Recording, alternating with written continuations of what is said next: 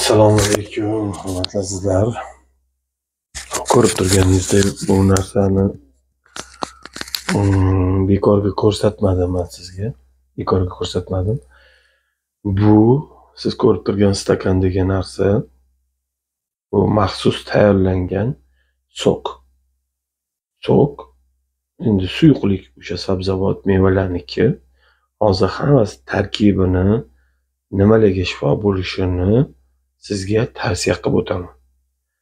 Tavsiya qilishdan maqsad o'zimda sinab ko'rganim uchun, shuni foydasini bilganim uchun sizga tavsiya qilaman shuni. Agar eslab qolaman desangiz, eslab qolasiz. Agar eslab qola olmayman desangiz, qo'lingizga bitta daftar bilan, yo bo'lmasa bitta oq qog'oz bilan bitta ruchka oling, yozib olasiz. Qarang, bu birinchi o'chiritda qizil sabzi. Qizil sabzini bilasiz. Ovqatga solinadigan qizil sabzi. Faqat sochniy bo'lishi kerak. Обязательно. Любой sabzi ham bo'lavermaydi. Bozordan olayotganda обязательно tirnog'ingiz bilan bundoq ko'rsangiz ham o'zi so'ki chiqadi. Sochniy bo'lsa. Endi xil sabzilar bor, qurib qoladi, poxol bo'ladi yoki o'rtasiga qarasangiz o'zak bo'ladi. Shu o'zak qalin bo'lsa ham u sochniy bo'lmaydi. Sochniy sabzi bo'lishi kerak. 2 dona sabzi. Yaxshilab postini artib tozalaysiz. Tozalagandan keyin endi albatta tozalashdan oldin yuvib yuborasiz. Endi bu tabiiy, yuvmasangiz bo'lmaydi. Xo'p, undan keyin 2 dona suvli olma.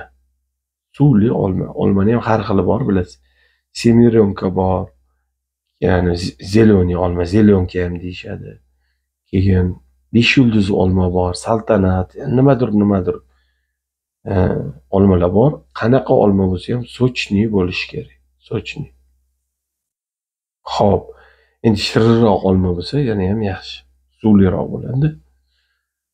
Xo'p, undan keyin qizil lavlagi. Qizil lavlagini hamma bilsa kerak, qip-qizil bo'ladi. Buni oqi ham bor, lekin u bo'lmaydi. Imini bu narsa uchun kerak emas. Qizil lavlagi kerak. O'rtacha kattalikdigini olasiz. Olmadan sal kattaroq bo'ladi. Uchalovini ham yaxshilab yuvib, postini artganingizdan keyin qizil lavlagini pishirmaysiz. Pishiradigan bo'lsangiz, u suvga tushgandan keyin uni kuchi ketadi. Kuchi yarmidan ko'p kuchi ketadi bu narsa. Qaynagandan keyin o'sha qaynagan suvda u vitaminlari, foydali narsalari o'ladi. Xo'p, olmani ham artasiz. Chunki olmani oltinga olsang ham postini artib yegin, bodringni tekinga olsang ham posti bilan, shu po'chog'i bilan yegin deyshadi. Chunki bodringni shu po'chog'ida uni hamma kerakli vitaminlar. Olmani po'chog'i bu hazm bo'lishi nihoyatda qiyin, juda mustahkam. Qanaqa uni po'chog'ida, postida uni vitamini yo'q. Faqat o'sha ichidagi o'sha nimasida, shu go'shtli joyida. Endi ko'chma ma'noda aytdim, go'shtlikda, shu ichida. Xo'p, qizil sabzi, lavlagi, olma, uchalovini ham tozalab oldingizmi? Endi buni qirg'ichdan o'tkazasiz, eng mayda tishida. Mayda tarafidan. Endi ko'pchilik aytish mumkin, endi shu qirg'ichdan o'tkazib o'tiradimi, so'kovurjimalkadan o'tkazsa ham bo'ladi-yu deb. Ha, bo'ladi. Lekin qancha mashaqqatli tayyorlasangiz, mashaqqat bilan tayyorlasangiz, shuncha mehr bilan uni ichasiz. Ana o'shanda shifo baxshligi yana ham oshadi. Ishonmasangiz, o'zingiz uchun bir sinab ko'ring.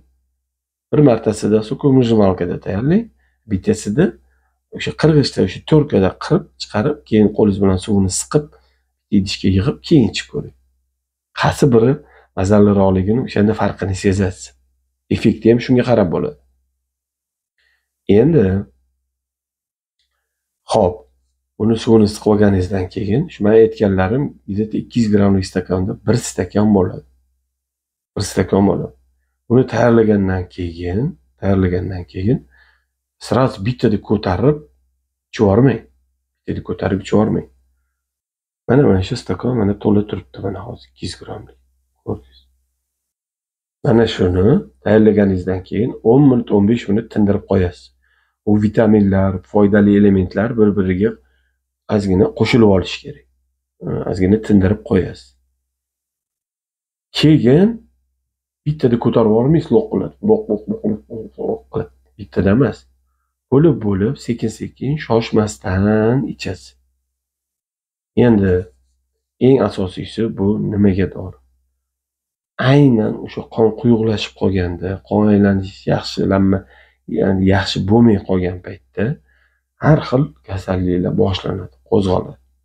Belam og'riydi, boshim og'riydi, odam karaxam bo'ladi, holsiz ham bo'ladi. Shu nima kasallik bo'lsa, o'zi mana shu qon quyilishidan kelib chiqadi.